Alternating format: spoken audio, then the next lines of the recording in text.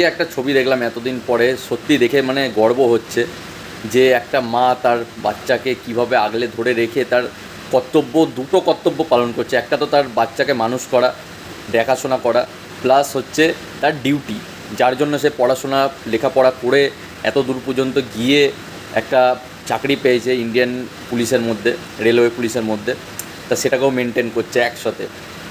তার ফ্যামিলিতে কিছু প্রবলেম থাকতেই পারে, যার কারণে কিংবা বাড়িতে কেউ হয়তো কোথাও গেছে, তার জন্য তার বাচ্চাকে, বেবিকে তাকে সামলাতে হচ্ছে।